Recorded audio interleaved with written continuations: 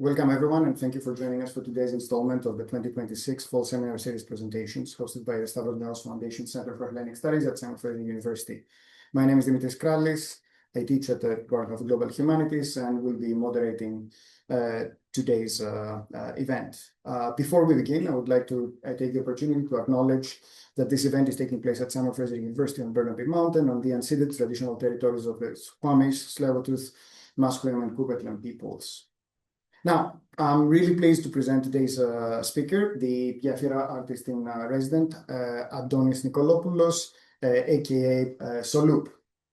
Soloup is a cartoonist and graphic novelist who for years has worked with multiple newspapers and publications in Greece, but has also been producing a series of graphic novels. He studied political science and obtained a PhD on cultural technology and communication with a thesis on the history of comics in Greece.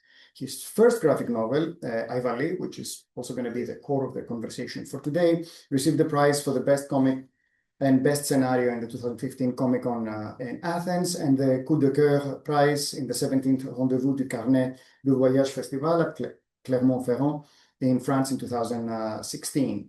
Aivali has been translated in multiple languages from French, Turkish, English, and Spanish, and was the first graphic novel to feature in an exhibition of the Benaki Museum, which traveled all over Greece. His second graphic novel, The Collector, 6 chapters about a bad wolf, interesting, was published in 2018, while more recent works include a graphic novel about the Greek War of Independence, which has been a bestseller in Greece and translated in 4 languages, and one on basically the story of Zorba the Greek, which those of you in this room, you can peruse. At the end of this very month of November, his next work, Babel, on which we might get a slight review today, will be coming out in Greece. And I was lucky enough to have a look at Babel. It really looks gorgeous. So without further ado, I'll pass it on to Adonis.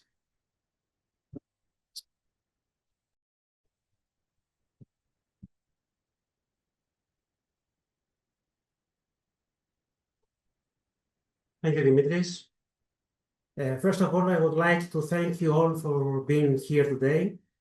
I would also like to express my gratitude to SFU, Department of Global Humanities, Center for Hellenic Studies, and especially Dr. Dimitris Krallis for the kind invitation to collaborate and for giving me the opportunity to be here in Vancouver as part of a broader research project involving Ottoman and Greek archives. This invaluable material, we hope, will eventually lead to the creation of a graphic novel that combines the artistry of visual storytelling with historical research. My talk today will focus on graphic novel Aivali, which embodies all the characteristics of a carefully crafted narrative using the language and visual codes of comics. Within these works,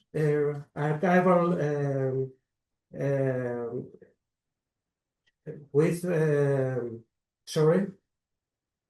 this work, archival historical research in interwoven with fieldwork, including photography and the collection of materials, as well as the use of family archives. Aivali is a graphic novel of 450 pages, published in 2014 by Kedros Editions in Greece. The work deals with the end of the Greek-Turkish War in Main Eurasia, 1919 to 1922, and the population exchange that followed. According to the Treaty of Lausanne, 1923 to 1924, Greek and Turkish governments agreed to the mass expulsion of Main Eurasia's Orthodox Greeks and Muslims from today Greek territories, respectively. Thus, about 1,500,000 civilians forcibly driven out of their homelands from both sides.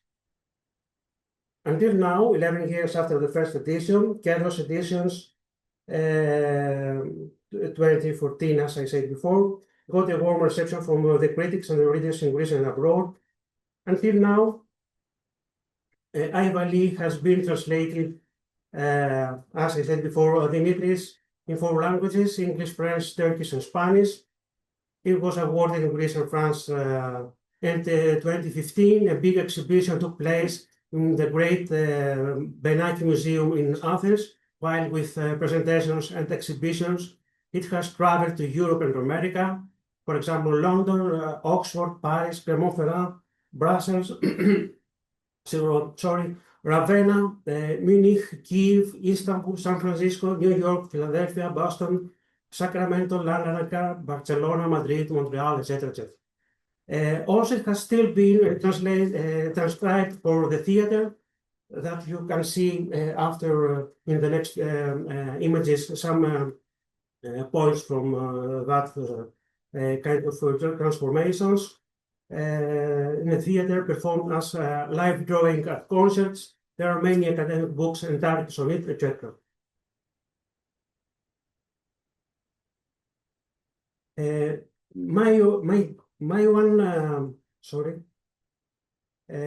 idea of Aivali, it was my own one-day trip from the Greek island of Lesbos, Mytilene, to Aivali, a seaside town of the northwestern Aegean coast of Turkey, which faces Lesbos, was the inspiration for this graphic novel. The interesting in this journey was that most of houses and buildings of Aivalik's town are old brick houses which their owners forced to abandon violently.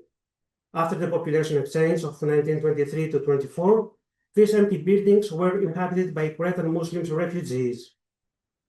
The day of my journey, all these thoughts were revived through Fotis Kondoglou's memories expressed in his book Aivali, My Homeland, Aivali Patridha mu in Greek, that I had with me and read during this trip. You can see that the page from Aivali, the book, that describe exactly that I said before. The day of my journey, all these thoughts were revived through Fotis Kondoglou's memories. And so this book I have it with me. Bruce Clark, who knows very well both ethnicities, Greeks and Turks, explains and describes very well in his Aivali's introduction what can happen to a today visitor to the town and what happened exactly at the same time that day to me. For a Greek who has some knowledge of history, visiting Aivali can feel like entering a strange world of smoke and mirrors. Or else, like going over the other side of one giant mirror, as Alice did in the famous children's story. Everything is very familiar, and yet somehow the wrong way around. In some ways, the prosperous, culturally rich world of the Romi, the Ottoman Greeks, seems very close. In the 19th century, thanks to the relative privileges which it enjoyed under the Ottoman system, Aivali was a port whose population was almost exclusively Greek. Many of the houses, schools, and religious buildings constructed by the once thriving community are still intact. But the whole world comes to an agonisingly painful end in September 1922, when the Greek army and consequently the Greek population were driven out by a victorious Turkish army.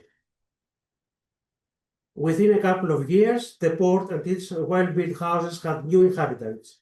They were Muslims from Crete, Mytilene, and other parts of Greece who had been subjected to a compulsory population exchange.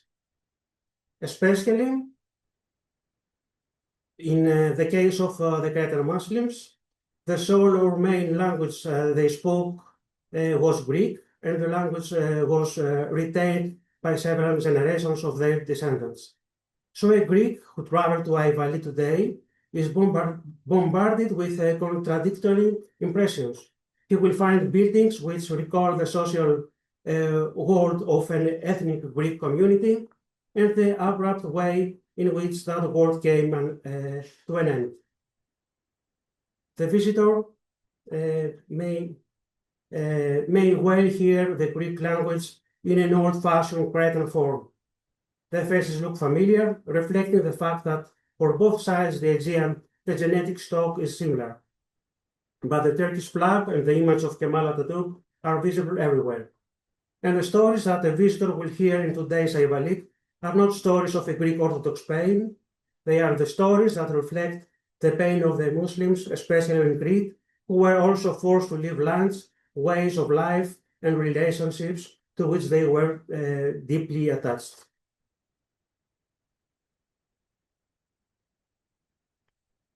The town of Aivali, until 1922, Kidonies in Greek, was almost entirely inhabited by the Greeks, approximately for 40,000 people. In Aivali, contrary with many other towns or villages of Ottoman Empire, there weren't minorities. For example, in other places of empire lived minorities like Jews, Armenians, Kurds, Yuruks, Arabs, Levantines, who were mostly British, Italian, or French origin, but they were born and lived in Ottoman territories, and many others.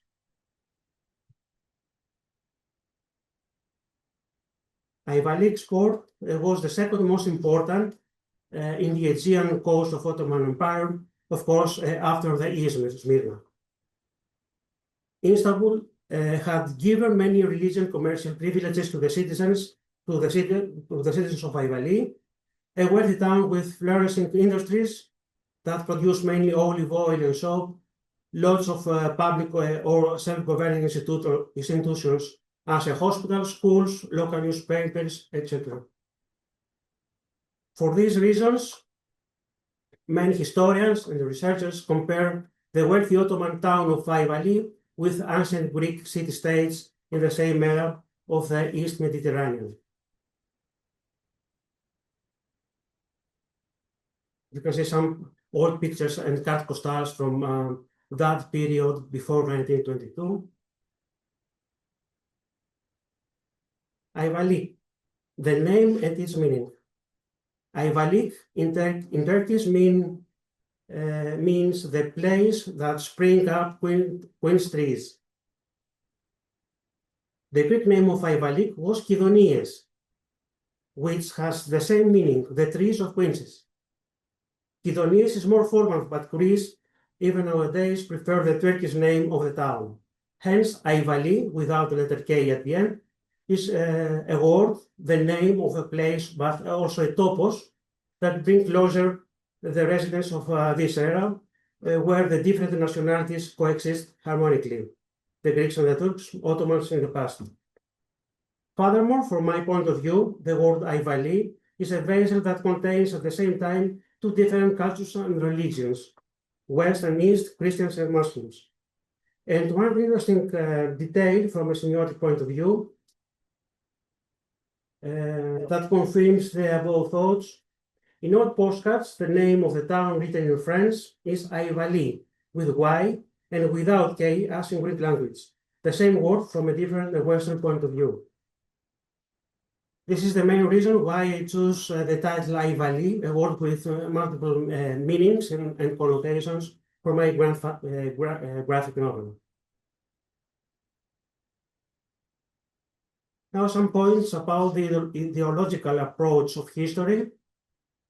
History does not proceed in a straight line. Furthermore, historical facts have not only one interpretation, one reading. In any case, it is essential who the viewer is and which is his point of view. In addition, this axiom corresponds not only to the individuals but also to groups or nations. Each person or nation has a distinctive culture, its own traditions, its mentality, and a unique way of thinking about history through a specific national prism. Most of the time, this kind of national narrative is based on a characteristic division. We and others. We usually represent the positive side of the positive side, and the others represent the negative, dark or evil side. So very often we blame the others. We consider that the other is responsible for our bad luck.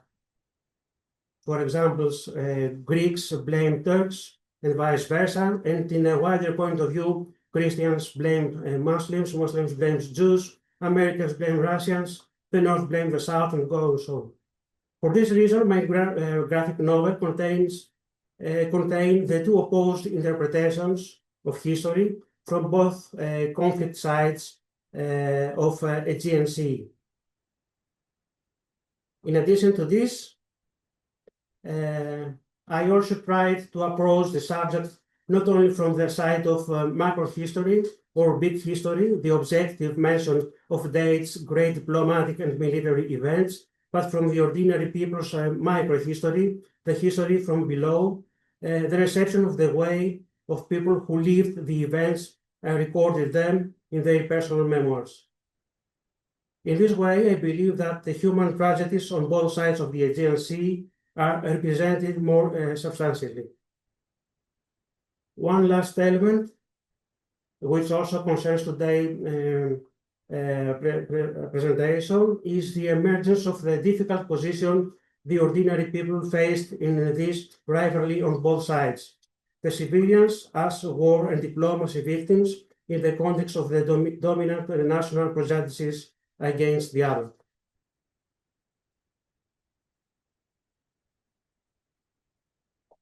Some pictures also from Greek refugees. The authors. Aivali's narrative is something like a puzzle of 5 stories, 5 personal narratives. One is from the today narrator in the first and the last chapter of a graphic novel. The other 4 narrations that represent the past comes from 4 authors, 3 Greek and 1 Turk. There is a common point among the 4 authors. All of them were residents of Aivali or Aivali before or after the war and the population exchange. The 3 Greeks writers, Fotis Kontoglou, Elias Venezis, and Agapi Venezi Molikiati, they were born in Kidonias, Aivali, and they belonged to the Greek Orthodox residents of the town that they forced to leave their homelands. On the other hand, Ahmed Yorulmas belongs to the Turkish residents of today Aivali, who came there from Crete as the Treaty of Lausanne ordained. The 4 writers' texts, apart from their literary merit, are autobiographical, and we can read every work as a testimony. The authors knew the reality and the consequences of the Greek-Turkish War. They were witnesses, and they wrote about their personal experiences. So through these extracts, we can see the historical facts of that period from a different point of view. As I said above, I am not interested in the official historical narrative dominated by battles, treaties, diplomacy, or well-known politicians' names as Eleftherios Venizelos, Kemal Atatürk, or Lord Curzon, the British Foreign Secretary.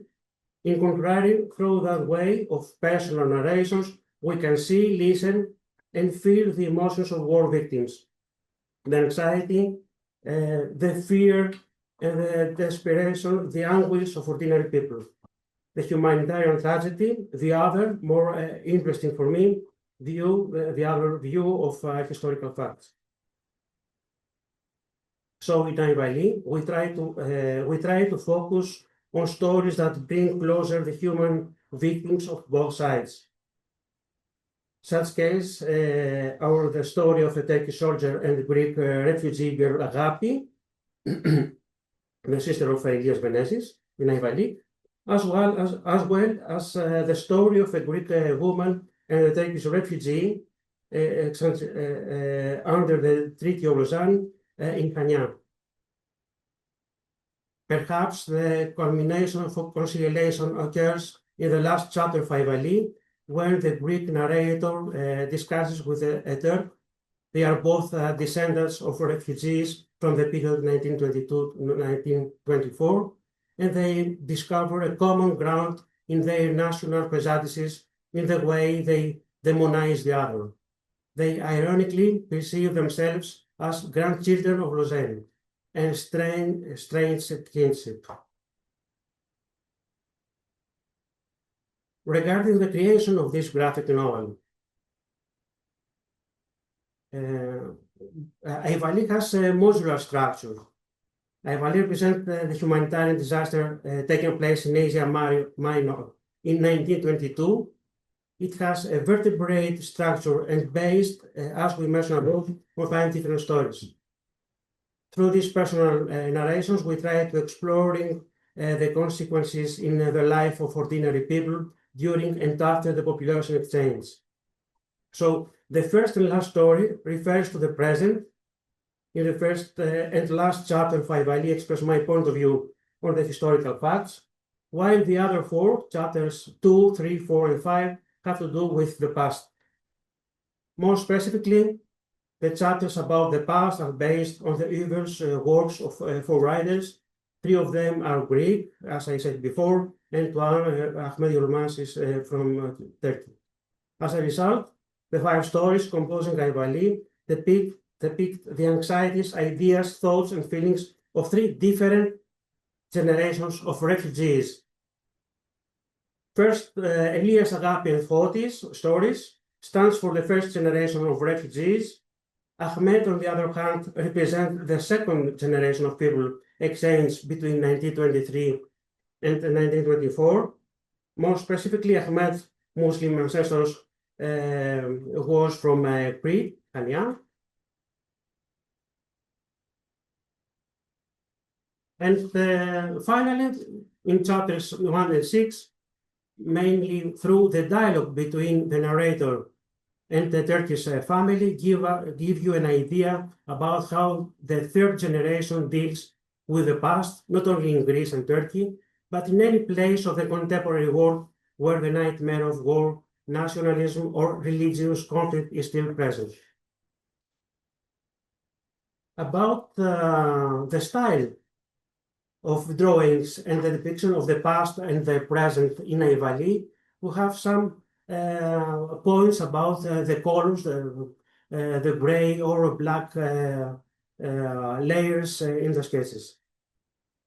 The chronological arrange of the events in Aivali is more or less linear. We follow the events from the past to the present.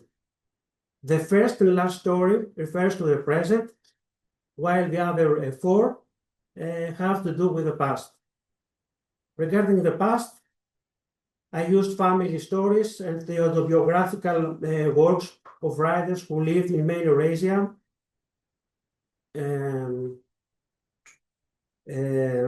Sorry about the slides. Regarding the past, I use family stories and the autobiographical works of writers who lived in many Asia's world. These chapters, black and white drawings, are more subjective, like this. Hence, the reader participates. He has the opportunity to recapture the past by using his imaginations to fill up the gap. Regarding the present, I prefer to use these slides. I prefer to use more realistic drawings similar to photographic depiction with graduations of gray.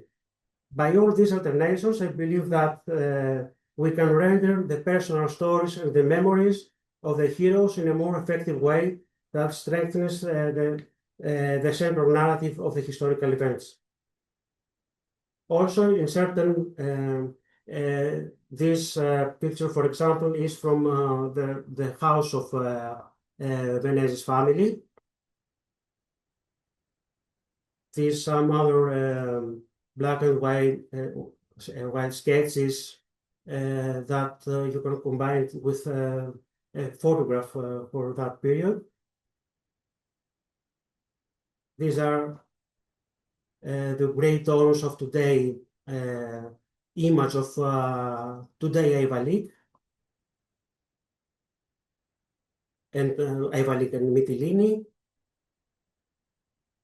Also, in certain parts of the narrative, for example, when the thoughts of Fotis Kontoglou are expressed, Contoglou is in Greek a well-known writer, but also a significant painter of Byzantine iconography.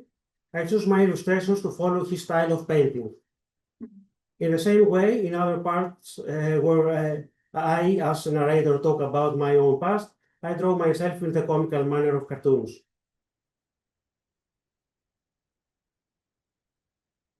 Bibliography and research. Aivali has many references to history, literature, places, and historical events. Thus, for illustrating and narrating my story, I had the opportunity to search and select information about Aivali, as documents, family stories, historical essays, old photos, etc. In order to depict places, villages, or towns, I look for pictures for the depiction of these places. In nowadays, for example, the sketches that illustrate contemporary Aivali, I prefer to visit and take photos from there. This is the house of Venice, as I said before, and how it is today. Photos in this way sometimes used as a basis of reconstituting the past, for example, with photos which depict ruins. Here we can see two examples from Aivali. First, a half-destroyed church, the Holy Trinity in Aivali, as it is now, had to be restored in sketches to represent the church as it was in 1922. You can see how, with sketches, put all the lines in their so to depict the church as it was in 1922. Another paradigm of chronotope is the old cafe, Greek cafe Hermes, as we found it in an old picture from an archive Elia in Greece, and the same cafe as it exists today. These two photos were used in order to depict the same place in different times in 1922 and today. Also, for illustrations of these places, in the past, I choose depictions among card postals, old photos from historical events about people, uniforms, arms, etc., old and contemporary newspapers, etc. On the other hand, I found useful materials and important information in archives and institutions like Elia, I said before. Greek Literature and Historical Archive is the name in English. These pictures are from Moskonisi, today Junta or Ali Dey Abbasi. Maybe it's in the time before came Turkish refugees and after they lived Greeks. Another very important archive in Greece is Center for Asia Minor Studies, with many records of remembrance of stories and narratives from refugees, Greek refugees. Another very important for my work, for my research, was the Public Central Library of Mytilene, that has many old newspapers and other books and other materials. And at the end, the archive of National Bank of Greece, that has all the identity papers for all these refugees after they came in Greek territory.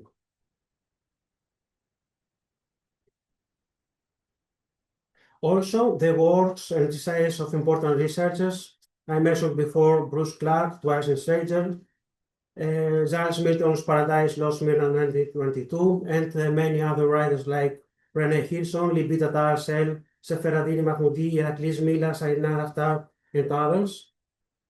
And also, of course, literature with the same themes, as did also Teriou, Kosmas Politis, Petchetzetin, Stratis Doukas, helped me to put in order my thoughts. Also, nevertheless, the idea of the ancient Greek philosopher Epictetus and Albert Camus are important points of references for my work. They guided me and gave me answers regarding how people deal with their life, fate, of course, history. My ancestors, it's something like the history of ordinary people.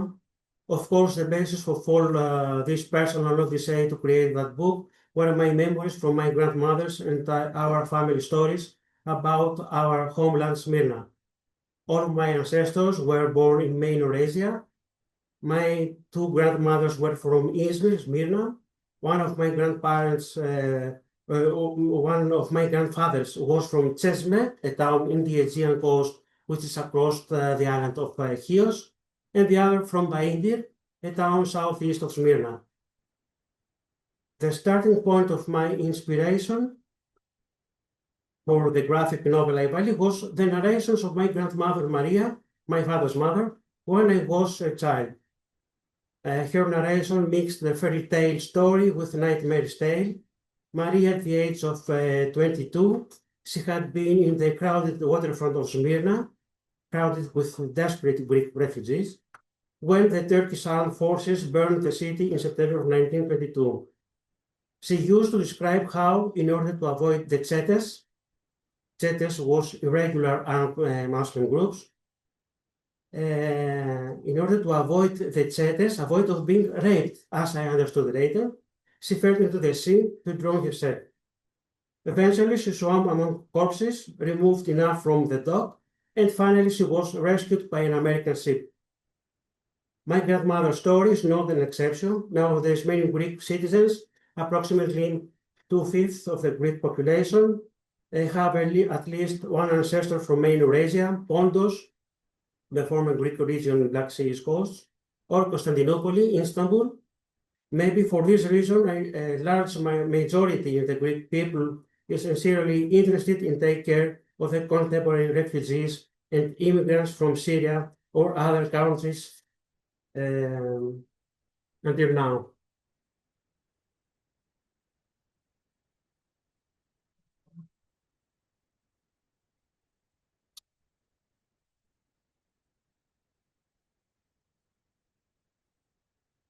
Now, something in a different way of research for a graphic novel is the unexpected findings of a research project.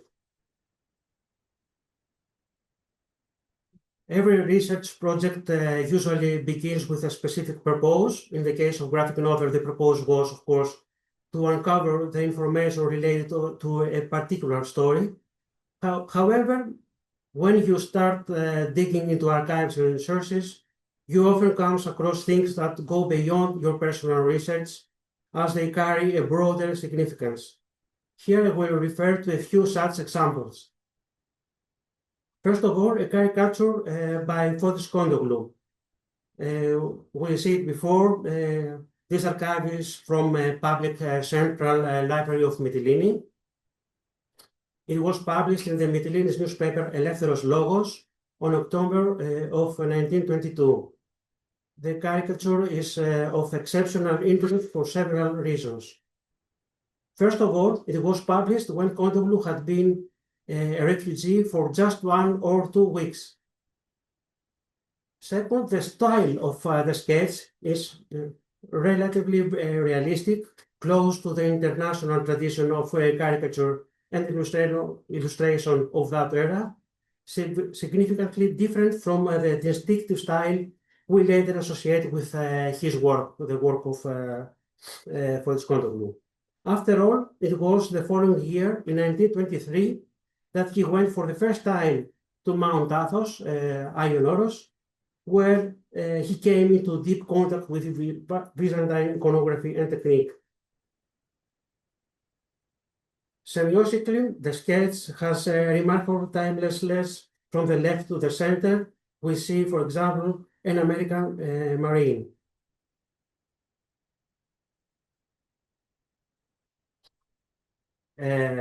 Also, the American flag stands alone and clearly visible in the upper right corner. The pole on which it is placed is topped with a Christian cross. The US soldier standing behind an exhausted refugee woman and support her. She holding a baby, and at her feet lies another child unconscious or dead. In the background, we can see depiction of a harbor quay. A ship is moored at the dock, crowded with black silhouettes and heads of many people. They are clearly refugees packed inside, trying to escape from the war. A sense eerily familiar even today from TV news, showing refugees from Africa and Asia arriving on the shores and the islands of Greece or Italy. Finally, for this example, the author's signature appears in Latin characters, PH Condolus, with an S at the end, and not in the Byzantine style letter, with Byzantine style letters, with which he signed his later works. Sorry.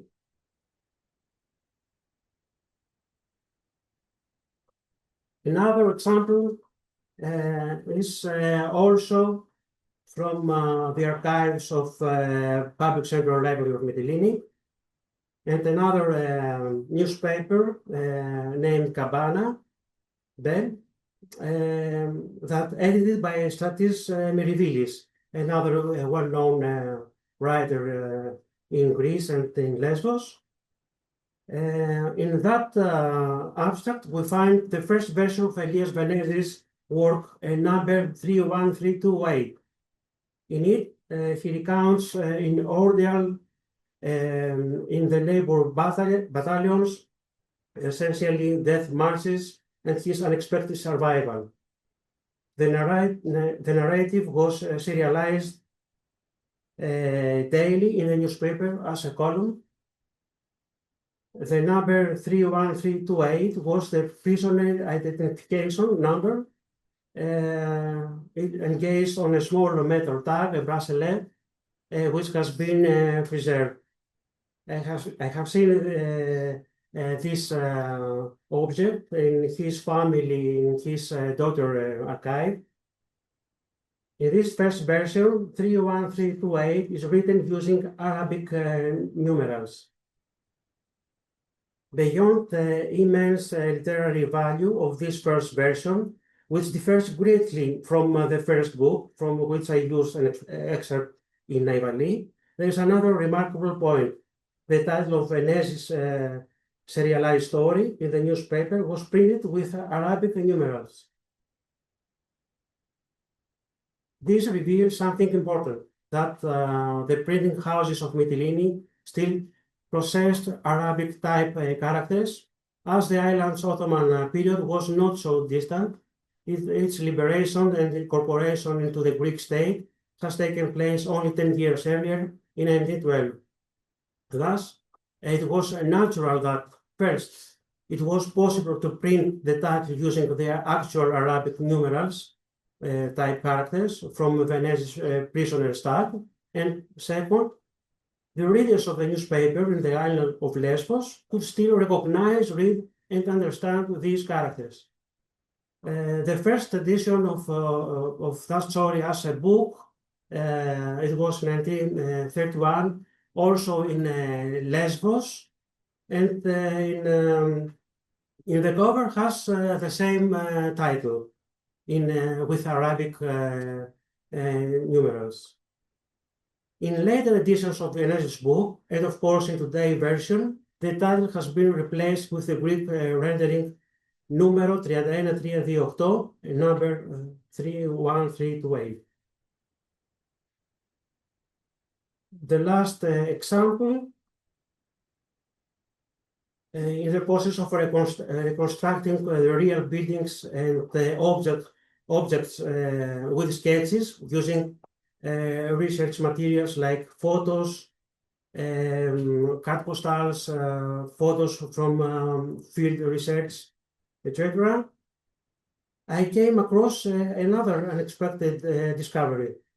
The following example comes from the Hermes Cafe in Moskonisi, from archive, Greek Literature and Historical Archive in Elia. This example is about that image that it has something very interesting. The interest, in this case, does not come from artistic, literary, or semiotic era like the previous ones, but rather from an architectural approach and point of view. Do you notice anything between the old photograph and the cafe's present-day appearance? It looks like the game finds the differences. As I was sketching the two versions, part and present, for the book, something didn't feel right. I sensed that I was making a mistake, but I put my fault in my sketches. Here's what was actually happening. In the cafe's original design, the building has a double composition. It resembles as a small ancient Greek temple with its pediment integrated into a larger rectangular structure. One side has 4 openings, doors or windows, and the other has 7. In the architect's design, the facade facing the harbor, the side most visible would see, resembled a Greek temple with a pediment, aetoma, a triangular design. To achieve this, a false column was built between the 3rd and 4th windows from the right corner. Here, you can see it. Visual marking the end of the main structure.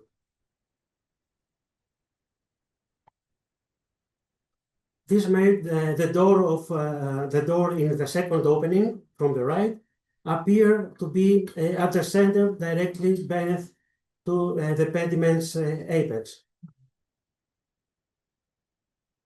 In the modern construction of the building, this has changed. The pediment has been moved to align perfectly with the geometric center of the structure, giving it true symmetry.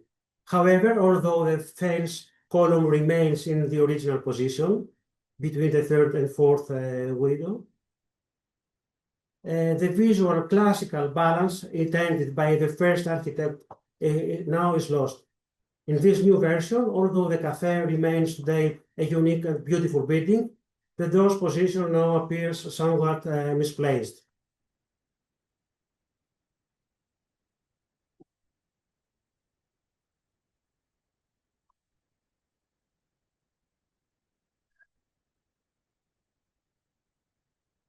Before closing, I would like to share something else that I find particularly interesting.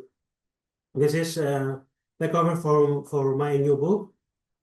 In reality, research never truly finished, because there is always the possibility that new findings or evidence may come to light. That's exactly what happened in relation to the personal family story of my ancestors are presented in Aivali. The discovery of new material, specifically the marriage documents of my grandfather Angelos and my grandmother Maria, who were married in Brussels in 1924, became the starting point for another graphic novel named Babel, which is scheduled to be published, as I said before, Dimitris, in some days. After the destruction, catastrophe of Smyrna, Smyrnis, my grandfather, then 24 years old, who had relatives in Belgium, managed to go there. Soon after, he found his beloved Maria, who was 22 at the time, and brought her with him. They stayed in Belgium for about 2 years before returning to Greece. In 2016, when I was in Brussels to present the French translation of Aivali, I heard this story with my friend Polly. Polly is a Greek-born in Belgium to immigrant parents who had worked in the coal mines. As a researcher herself, she searched the archives of the Orthodox Church in Antwerp and actually found the marriage record of my grandparents. At that time, there was an Orthodox church in Brussels. So the research continued and led me after Aivali to a second graphic novel, A New Journey, following once again in the footsteps of my ancestors, where personal memory meets history through archives.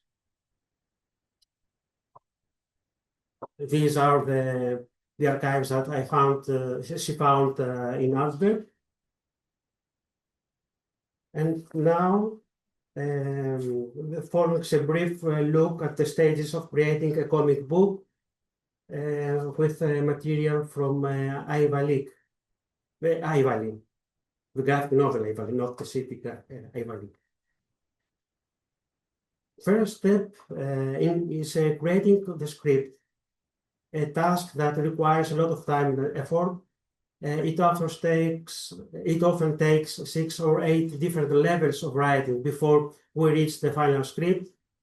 The next step is the storyboard. That is, we create a story plan where we can see how the dialogues of the script are distributed across the pages and the frames of the comic.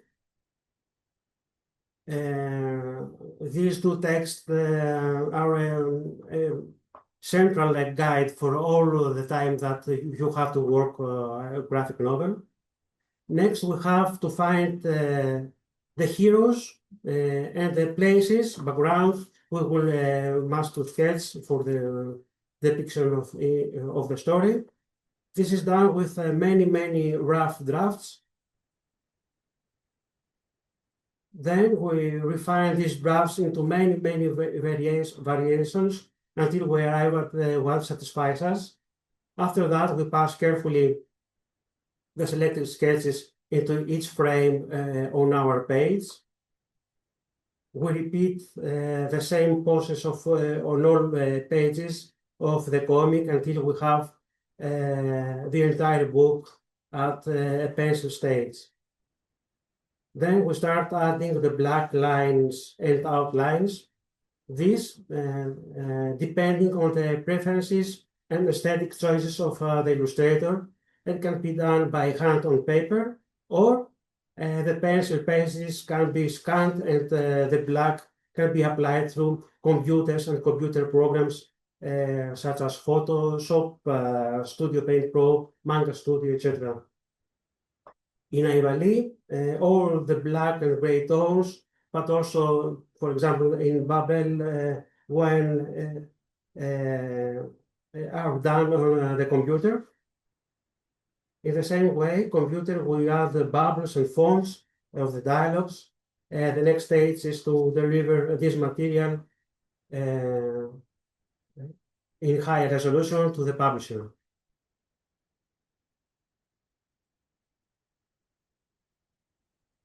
So finally, another page with all these steps from Babel.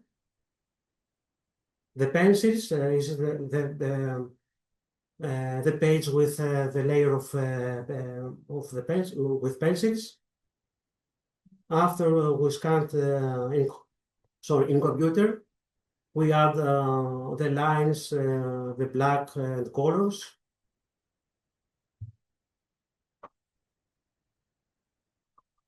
So these that are now seconds are many, many hours and days.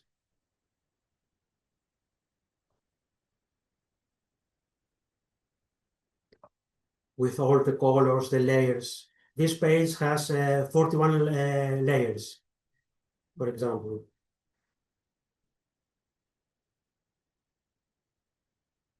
Final, the frames and balloons for dialogues and the dialogues.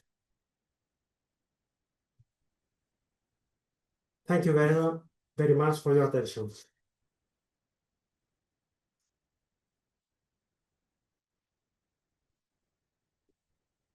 Thank you very much, Adoni.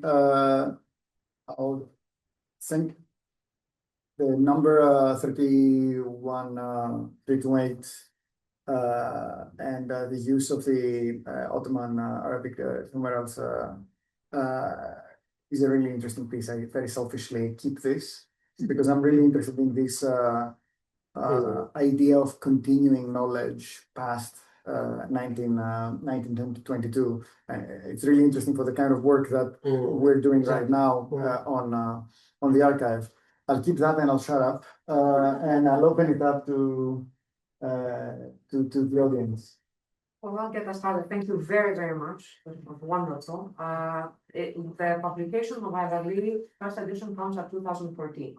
And it's through your presentation, it's clear that there's a lot of research involved in different aspects, a lot of creative choices as well, and responsibility in terms of how to engage with the material and do justice to it. But it comes at a time where and the material itself has references to memories of other people, history, micro-histories, as you said, but also traumas.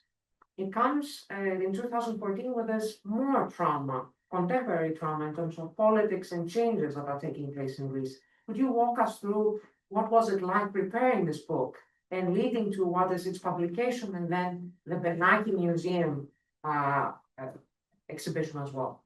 Yes, it was something very strange for me because in that period, 2011, 12, that I began to work on this project. As you can know and remember, Greece has many problems with financial problems, social problems, etc., with the Greek financial crisis. So it's very difficult to select an idea with at that time the biggest graphic novel, 450 pages, to bring it in a Greek audience. And because it was the time that many editions canceled many books or many other closed from the pressure of that period. So it was something unexpected that how the audience and the Greek people take this book in a different way, because it has something about our soul, or our memories, our story. Maybe it was not so strange for that period, because maybe the Greeks want something that believes in their history, etc., with all the problems. And how did the Bernaki Museum exhibition come about? Yes, the Bernaki Museum, it was another unexpected, beautiful thing that happens to my life, because in that time we need a place to do something with all these sketches. Bernaki is mainly a museum, an art gallery for modern art.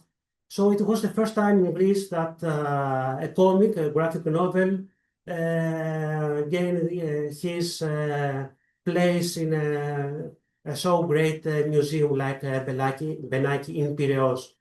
So they gave me the place for just maybe a month, but it was so attractive for the people that finally we have 3.5 months there. And it was the beginning for many others. Maybe after that, the sketches, the templates of that exhibition stand in the walls for 2 years everywhere in Greece. And after that, with the French edition, we share some pictures in Paris or Clermont-Ferrand. And after the English, in the US edition, we make some small exhibitions in Sacramento, in MGSA in 2019, in Philadelphia, etc. Thank you. Okay, thank you so much. This was a really interesting talk. I have a couple of questions. I have quite a few actually, but I'll try and keep them short and to the point. I'm really interested in this idea of media. So why specifically comic books, for example, and also this question of historicity. You've clearly done a huge amount of research, right? I mean, how do you? I guess another way of looking at this is, how do you deal with moments of friction where you've got a story which tells you X, but you've got resources which tell you Y instead? How do you deal with problems like this the whole point on othering was like right, spot on. Do you articulate that othering no matter how accurate or problematic it might be? And then of course it comes to this question of intention, which is what exactly is the book meant to do? Is it meant to primarily to entertain, to preserve? Is it meant to be meditative? A little bit of all of those things. And I think the question there is, how do you deal with these sort of choices, right? That sort of complicated layering. As you know, maybe better than me, the history, the research, the history is more to understand what we live now, what happens to our lives. So when I want to research for the past of my ancestors, for their stories from before 100 years, etc. Maybe it was the time that I want to understand what we live now, and mainly before 10 years with all that problems. And of course, in Greece, it's a very big problem in the everyday discussion, what will be with the Turks and vice versa. We and Turks were so close as civilizations, and at the same time we are so strangers as cultures, as ethnicities, as beliefs, etc.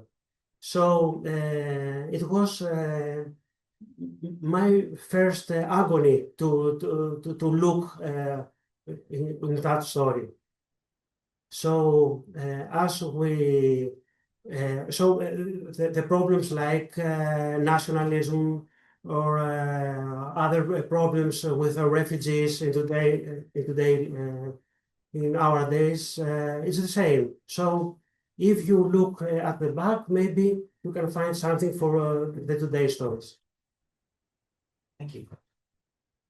First of all, fantastic talk. I'm looking forward to reading your graphic novels now. I'm always very interested in when you're creating something like a graphic novel that's meant for a broader audience, not just for academics. What's your process like taking all of this research, all of this like very rich, complex history and kind of scripting it in a way that people who haven't done all that research are going to understand and kind of be able to follow your story? I think the graphic novel is another art way to discuss with the people your anxieties, ideas, etc. At the same time, graphic novels are very well weapon in the schools and the universities, etc., for young people to discuss some difficult points of life, of story, of stories, etc. So, another point of graphic novels is that combine pictures and words.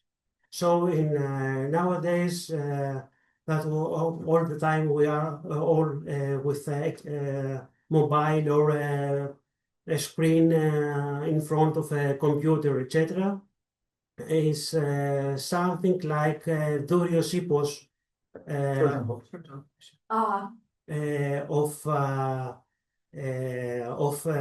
the world of thinking and authors' texts, etc., to a civilization with images and illustrations and movies, etc. Just to pick on this and pass it to Spiro, who has been Just to continue on this. As we were thinking about our collaboration on the Lesbos project, one of the first things that Doni turned to me as we were talking about even potential titles, he says, you need to think globally, not in a Greek way. The story might be Greek, but it needs to have the essences of something that is universally understood. So at some point when we started talking about postcards, he said, maybe we'll just call it carte postale, simply because this is a term that is universally understood, has clear visual evocations too, and at the same time relates to storytelling. So ultimately, and you've been relating this is not about Greeks and Turks, even if it is about Greeks and Turks, it's about the global. And you were really lucky, of course, lucky in the tragedy, and that it comes out in 2014, and in 2015 in Lesbos you have Syrian refugees coming and creating that connection. There is something to I feel like that speaks to the beauty of the medium too, like graphic novels. There's so many cultures around the world that have this graphic novel or comic book culture. It's like the medium is easily understood, even if the story is very localized. And then because of that, the story can become globally understood, if that makes sense. Okay, thank you. I will start with a little bit of an anecdote because it will bring me to the question. So it was 2017. I was in Istanbul, and I was holding your book, the Turkish edition, in my hands. And so with some friends who were at Istos, your publisher there, we decided to have a roundtable about it. And we also found that Agos, the Armenian newspaper of Istanbul, actually the niece of Hrant Dink, Maral Dink, had written a beautiful review of your book. I don't know if you've seen it, but anyway, so we invited her as well. So we had this kind of discussion about your book, and it was quite interesting because there was an Armenian, there were many Turks who had origins from the exchange of populations. I can say, half my family have been exchangees or refugees in other ways. So we were trying to make out also, you had this choice, which actually you talked about the 4 narrators plus you. So what we said, if I may very quickly say, our assessment was that this was a kind of effort to create a dialogic memory in a situation where memories have been national quite frequently at the time. And I don't know if that sounds appealing or makes sense to you, but since we have you here, I want to ask if that was a reasonable assessment. And there is another question as well, because you have four different people that narrate some experience related to Aivali. And how do you, because it comes across, the book comes across as not trying to flatten these stories and say these are all equal stories or whatever. It's very sensitive, very careful about how the different narrators express their experience. So if that's the case, if that was the case when you were writing it, because of course the reader has their own privileges there, how did you manage to create this distinctiveness in each of these stories in a way that they were not flattened and seen as equivalent? That's it. Thank you.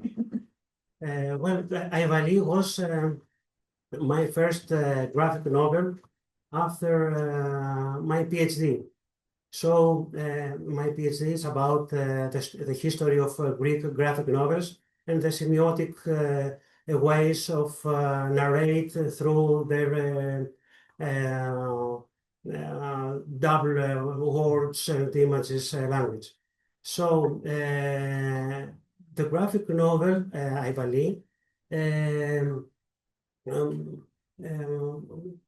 drive me to another way of narrate from other cartoons and humorous comics that I draw before that. So if you see the line of a graphic novel of Aivali, is a vertebrate structure.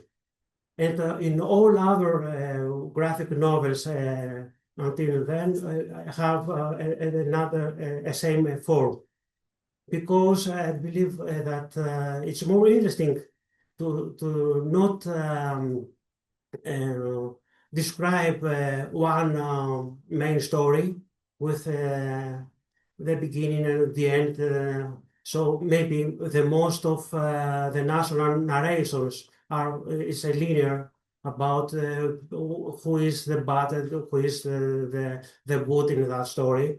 So if you put inside different point of views, like from Greek authors or from Turkish authors, or in another graphic novel about the Greek Revolution, there I have different texts and points from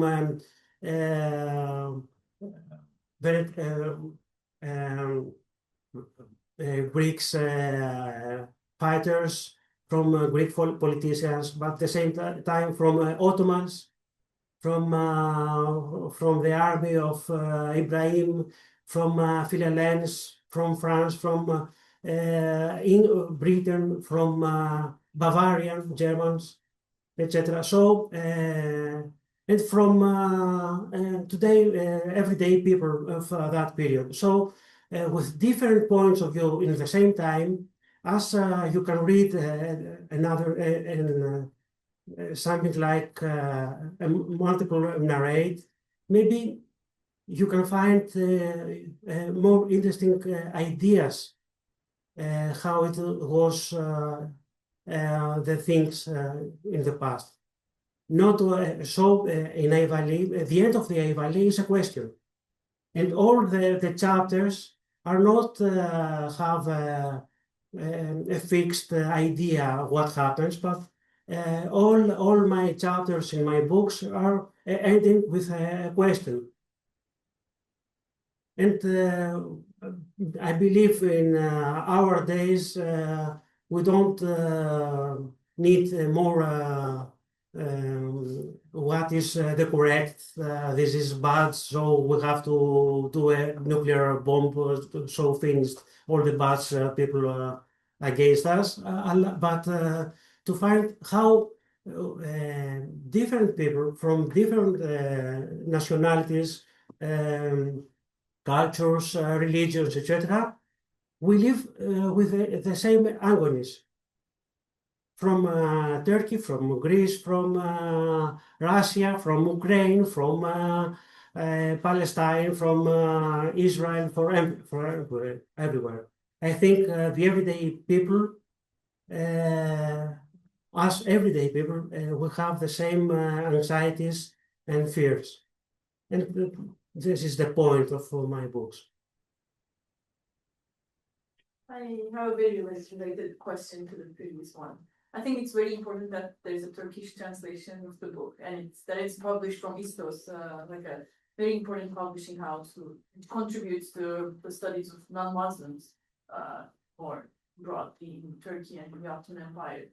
I was just curious if you can tell us about the story of that translation into Turkish, like if you had to make any, like how did that come about, and if you had to make any decisions, about the title, not Aivali, it's Aivali in Turkey. So, Yes. because you've explained also how Aivali captures all these different perspectives, like the French, the Turkish, and the Greek.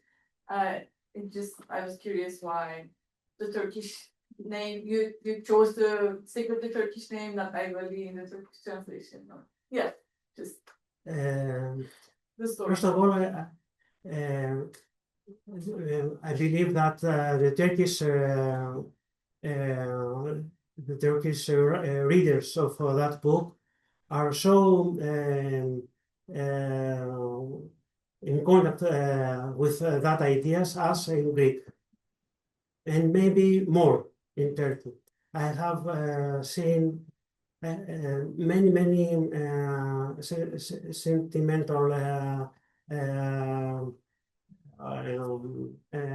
Reaction. Messages. Messages. yes, about that book. I have many stories from Istanbul, from Aivali, and because that book is from a Greek, from Yunnan, but I'm not an enemy or something like that, but a friend. So maybe this point is more interesting. And when describe a story like Hassanakis in the Greek audience, that the bards are Greeks, it's very strange for us because no, the Turks are doing all these bad things to us. The same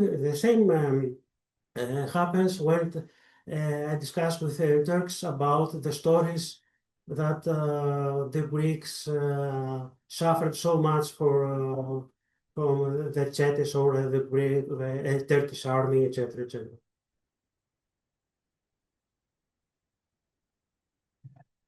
Yeah. Oh, sorry. And I want to I want to translate the cover, the Turkish cover, because it's a very nice story about that. This one. In Turkey, if you publish a book with the title Aivali, something say it in Athens, without S, Athens. Okay. It means something very strange. So we discuss very much about with editors in the stores how we can catch the title Aivali without for a Turkish audience change the word. So we add The subtitle. these are, you can translate it. Yes, it's 4 authors, 3 generations, 2 coasts, 1 island. So as I said before, I want to have that as Aivali without K, because it's something like that bring closer to nationalities and cultures. So with that way, with 4 writers, 3, etc., we make a cover from the Turkish audience. Thanks for sharing. Did I see another hand, Spiro? Oh, sorry, There was a question. Yeah. I just want to ask if you can talk a little bit about more the Spanish and the French translations, more about the process. I was interested that there was also an audience there that would be interested in a story like that. And it goes back to what was told already, that it's more of an international story. It might be Greek, but it obviously appeals to a lot of people. That book is not a bestseller at one day, but it's predictive. It's a long term. It started slowly and kept going. Because many that read that book in one language, they want to do as a present to another friend from another country. So I have many stories about that. For example, wrote me in Messenger, now a friend, a girl that has Greek origins, born in Belgium, not Polly, I said before, another girl, that is married with a Turkish people. Her husband is there. So they want a translation in French and in Turkey to doing presents to their families to come together through that book, and many that have many stories for them. I'm not sure how. No, I just wanted to say about the Turkish cover, which has been covered. Okay. Actually, I wanted to jump onto that point too. I'm just wondering, do you have any idea how this book has sort of translated to groups outside of Greece and Turkey? That is to say, the immigrant populations of places like Canada, the US, the UK, from both sides, but also this notion of how much it has played into that question of immigration that you had pointed out with, the many different Syrian refugees that we see in Italy and lots of other places in Europe, right? I don't know. We can see what before 2019 we have another proposals for translations in other languages.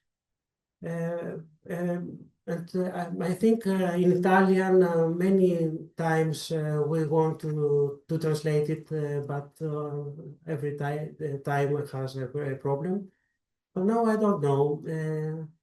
The ways, and not only for Aivali, because the next one, the Babel, is more global story about the coal miners, workers from everywhere, from Europe, Italy, Spanish, Spain, Morocco, Tunisia, ex-Yugoslavia, Turkey, Russia, Ukraine, etc., etc. So these themes are, I think, and I hope that gain more global audience.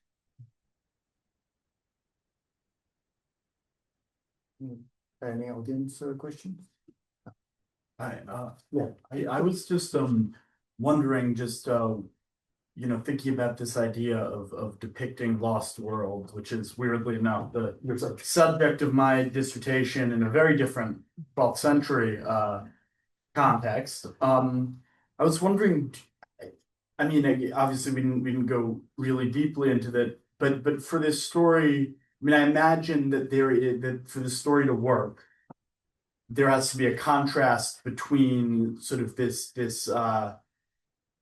pre-population exchange, this cosmopolitan fin de siècle Aivali, and this this catastrophe. And I was wondering, is that reflected in the visual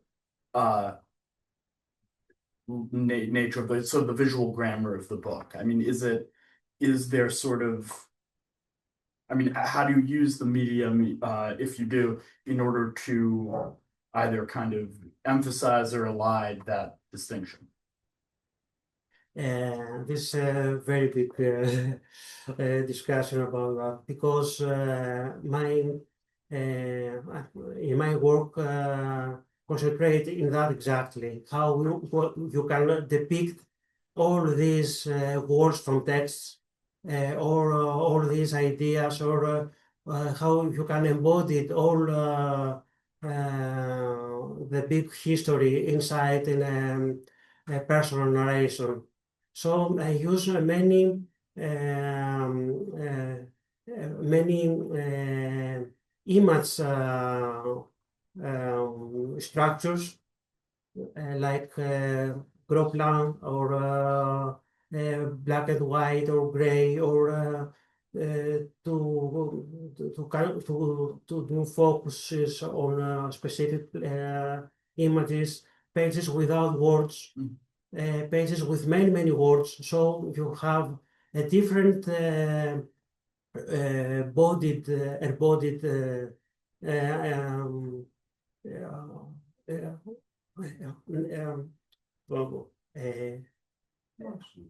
ecstasy, sense of reading a book. So if you read a book, it's the same